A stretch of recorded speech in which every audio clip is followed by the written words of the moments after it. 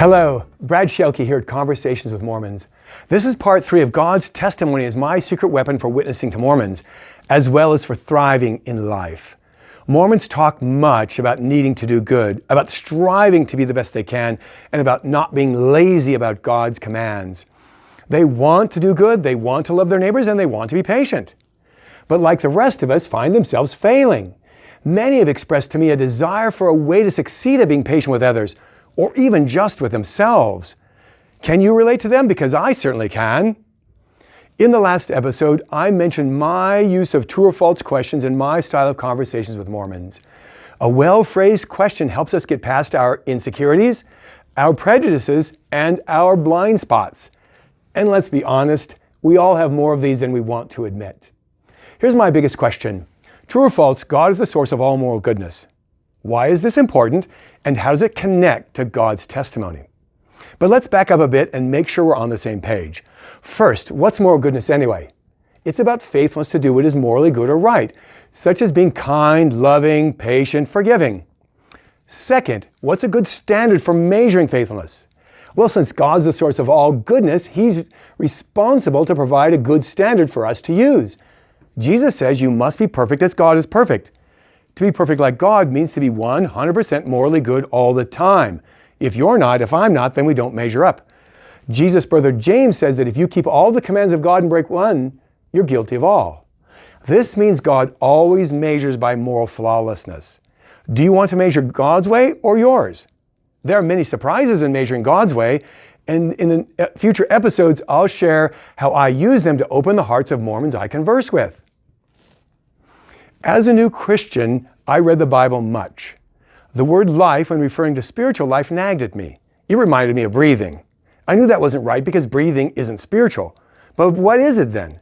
Years passed before I realized spiritual life is all about moral goodness. To experience spiritual life means to experience life in God's goodness. Now when I think life, I think moral goodness. In the last episode, we explored God's testimony to reveal its greatest treasure, which I call its biggest surprise. Jesus Christ is all of life for me. This means He is all the moral goodness I need, and this is for all of my existence, not just after I die.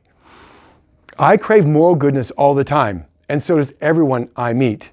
And God's testimony is that Jesus Christ is all of that for me. Do I see it? Do I see it for the Christians who disagree with me? And do I see it for the next Mormon I'm privileged to meet? Jesus Christ is all the moral goodness anyone needs. This is the huge surprise in God's testimony. And I have the privilege not only of living in this surprise now, but also of unveiling it to Mormons. Mormons long to experience this goodness, and they urge each other to choose to do good as the way to that goal. In their lingo, they achieve goodness by choosing the right. And since they long to achieve goodness, they gladly welcome my conversation about experiencing goodness. I use questions to help them notice that we experience goodness by receiving it rather than achieving it. And Jesus Christ achieves all, and we simply receive it. Now, how does this work? Well, Jesus. He did say He's the way to life. This means He's the how to moral goodness.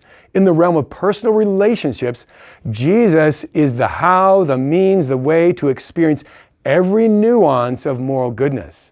And I count it a privilege to walk Mormons through the meaning of their experiences to help them discover Jesus as the how to goodness. Next week, I'll share 2 insights gained from freshmen at USU in September. I've quoted these Mormon women many times since then. Get ready for a little shock and awe. In the meantime, why not join me in thanking God for sending Jesus Christ to be all the moral goodness you need, not just part of it. Welcome to the conversation.